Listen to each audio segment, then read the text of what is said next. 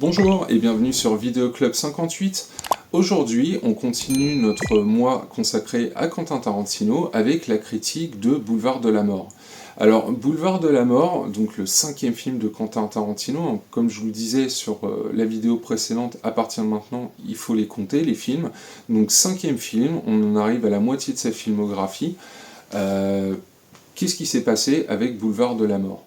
Alors Boulevard de la Mort, déjà, c'est un projet qu'il a avec Robert Rodriguez, donc ça s'appelle le projet Grindhouse, qui est de sortir des films basés sur les films d'exploitation qu'ils ont pu voir quand ils étaient jeunes et qu'ils aiment toujours maintenant, qu'ils ont pu découvrir dans des drive-in ou d'autres médias, hein, la VHS ou les films Super 8 qui traînaient dans un coin et qui prenaient la poussière. Et en fait, ils vont concocter chacun dans leur coin un film et demander à des copains comme Eli Roth, Rob Zombie ou Edgar Wright de réaliser des fausses bandes annonces, voilà, de deux films qui n'existent pas. Et si le public réagissait favorablement justement au projet, bah, pourquoi pas développer une de ces fameuses bandes annonces en film. Ce qui sera fait par la suite par Robert Rodriguez, qui lui fera aussi la bande-annonce de Machete, qui réalisera le film quelques années plus tard. Donc Grindhouse, c'est un projet voilà, qui est alors là une hype de fou, mais vraiment de fou, hein, parce qu'en plus le projet sera présenté à Cannes. Et donc Quentin Tarantino doit réaliser un film, Robert Rodriguez le sien, comme je vous ai dit, les bandes annonces pour lier le tout. Et ça doit sortir en double programme, ce qui fait que les Américains, eux, vont payer un seul ticket, mais auront la possibilité de voir les deux films. Et ça, en fait, même les Américains, finalement, vont pas trop le comprendre. Ça, c'est très très important pour la suite. Et en fait, Tarantino, avec son film Boulevard de la Mort, lui, il souhaite faire un film slasher, puisque le slasher voilà, fait partie un petit peu des films d'exploitation, en tout cas d'horreur. Donc il engage Kurt Russell, suite au désistement de Mickey Rourke, j'aurais adoré voir ce qu'aurait fait Mickey Rourke chez Tarantino. Mais bon, en tout cas là c'est Kurt Russell qui est pris, hein, qui est dans une période où voilà, il est clairement sur une pente descendante. Et il va l'engager pour jouer le méchant, donc qui est un cascadeur qui utilise son véhicule pour tuer des femmes. Voilà, ça c'est pour le côté slasher. Et en fait, ce qui va se passer avec Boulevard de la Mort, c'est que le film va bider. Le film va bider aux États-Unis, le projet Grindhouse en lui-même va bider aux États-Unis, ce qui fait que Tarantino va venir présenter le film lui-même, seul, à Cannes, et proposer du coup une sortie de son film non accompagnée de celle de Planète Terreur de Robert Rodriguez.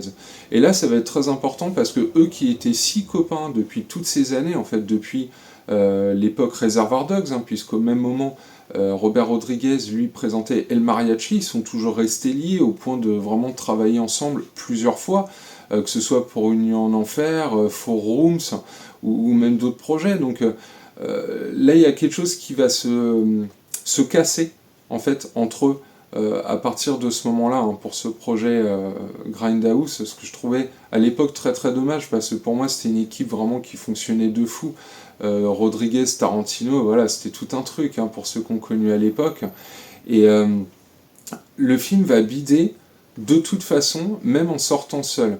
C'est-à-dire que dans la version Grindhouse, celle qui était sortie au cinéma, vous pouvez aussi retrouver en Blu-ray, en coffret, le film il fait environ 1h20, 1h30. Voilà, ça, moi, c'est la première fois que je l'ai vu, c'était sous ce format-là, avec une pellicule abîmée, des séquences qui manquaient. Enfin, vraiment le total délire Grindhouse, c'est-à-dire une pellicule qui a traversé les États-Unis, la même bande qui a été passée dans des cinémas plus ou moins bien entretenus. Et du coup, bah, vous avez des craquelures, vous avez des parties de bobines qui ont brûlé, donc qui ont été coupées. Il manque des parties du film, et comme disaient Tarantino et Rodriguez, c'est des trucs qui arrivaient quand même régulièrement, souvent, en fait, dans ce type de cinéma, avec ce type de film, surtout d'exploitation, ces bandes-là. Et eux, ils partaient du principe, en fait, que le public américain allait, et européen, allait les suivre dans leur délire, justement, de faire une représentation de ce cinéma d'exploitation. Et ça n'a pas du tout été le cas, parce que le grand public, autant peut assimiler les informations données par un Kill Bill qui fait des références justement à des trucs beaucoup plus cotés, autant les références qui sont citées justement dans Boulevard de la Mort ne parlent à personne. En tout cas, pas. Il faut vraiment être très connaisseur en cinéma pour voir de quoi il parle. Puisque dans Boulevard de la Mort, on va retrouver le type de dialogue pop qu'on a pu connaître dans le cinéma de Quentin Tarantino. Mais là, il va citer des choses qui vont vraiment parler qu'aux cinéphiles qui connaissent le cinéma d'exploitation. Et donc déjà, rien que ça, au niveau des dialogues, il va pas spécialement accrocher le spectateur. En plus, il nous montre avec ce film-là que c'est pas un très bon dialoguiste, bizarrement, pour des dialogues entre femmes. Il y a quelque chose qui fonctionne pas, c'est plutôt insipide, et ça lui ressemble pas beaucoup en fait. Il n'y a pas grand-chose à raconter. Alors, est-ce qu'il l'a fait volontairement parce qu'il est dans un contexte de slasher ? Aucune idée. C'est vrai que Boulevard de la Mort, il revient rarement sur le sujet, hormis pour dire que c'est le travail qu'il aime le moins. Et donc, il présente le film déjà comme ça, 1h20, 1h30, et en fait, quand le film débarque en Europe, le film il fait 1h50. Alors qu'en fait, il a rajouté des scènes qu'il avait mises de côté, dont des scènes qui font partie des fameuses bobines manquantes.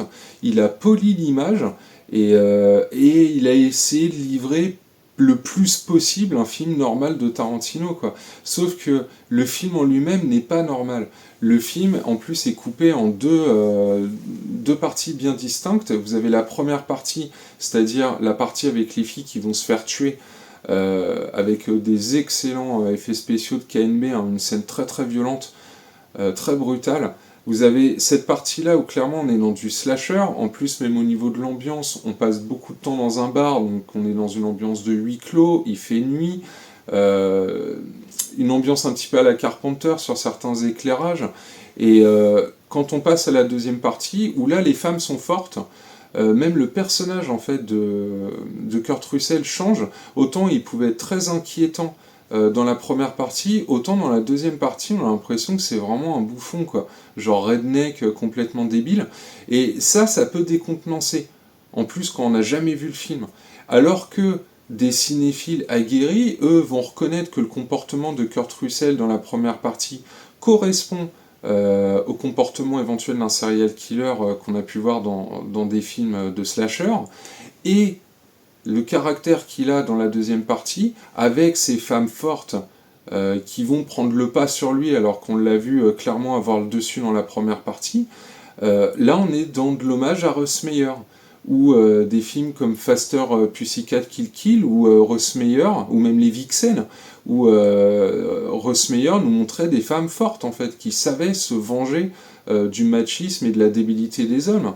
Et la deuxième partie, voilà, est un hommage, sans tomber dans la nudité des films à la Russ Meyer, mais est un hommage à ce type de cinéma d'exploitation. Donc en fait, Tarantino avec son projet, finalement table sur deux types différents de films d'exploitation, et au final ne parlera à personne. Et Boulevard de la Mort donc va être un échec, que ce soit aux États-Unis dans sa version Grindhouse ou en Europe avec sa version rallongée. Ça va être une catastrophe. En tout cas, vous pouvez comparer aisément les deux versions, hein, puisqu'elles sont toutes les deux disponibles en Blu-ray. Moi, je vous engage à essayer de les comparer. Personnellement, je préfère la version Grindhouse plus ramassée, alors que les intentions sont les mêmes. Mais je trouvais que son format d'1h30 lui allait mieux, en fait, et que les dialogues, par contre, dans la version longue, sont pas mieux. Moi, je trouve qu'il y a un vrai problème de dialogue dans le film Boulevard de la Mort, hein. C'est clairement ces dialogues les plus faibles. Au niveau des thématiques, il y a quand même des choses qui sont là, et surtout, moi, cette séquence finale d'une vingtaine de minutes hallucinante, avec Zoé Bell qui s'accroche justement sur le capot de la voiture de Point Limite Zéro. Donc voilà, c'est pareil, il faut connaître ce film Point Limite Zéro pour apprécier l'utilisation de cette voiture, mais en dehors de ça, la scène elle est stupéfiante. Il y a une volonté de ne pas utiliser de numérique sur cette scène. Le choc des pare-chocs il est là, il y a un vrai danger qui est palpable, et je trouve que c'est une séquence qui est vraiment très prenante. En fait, moi personnellement, quand je regarde Boulevard de la Mort, j'attends énormément en fait cette séquence, parce que là il y a une vraie maestria pour un film de genre d'exploitation. Bah là c'est le genre de séquence où on s'en souvient, quoi. Donc là-dessus, est-ce que Tarantino a réussi son film d'exploitation ? Moi je dirais à moitié en fait. il l'a réussi à moitié parce que visuellement, au niveau des scènes, tout ça, en tant que film d'exploitation, c'est vraiment plutôt pas mal, hein, parce on était loin d'avoir cette qualité-là.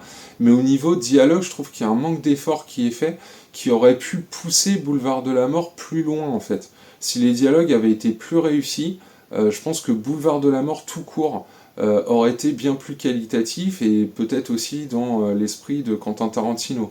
Donc en tout cas, voilà, je vous remercie beaucoup d'avoir suivi cette vidéo donc, sur Boulevard de la Mort, donc, qui est le premier bid de la carrière de Quentin Tarantino, son premier échec véritable, un film qui va lui faire prendre conscience qu'il n'est pas infaillible, que même si tout le monde lui clame haut et fort que c'est un génie, bah, que lui aussi il peut chuter, et il va se pencher très très fort sur son film suivant, un film qu'il a en tête en fait depuis quasiment le début de sa carrière, qui se passe pendant la Seconde Guerre mondiale.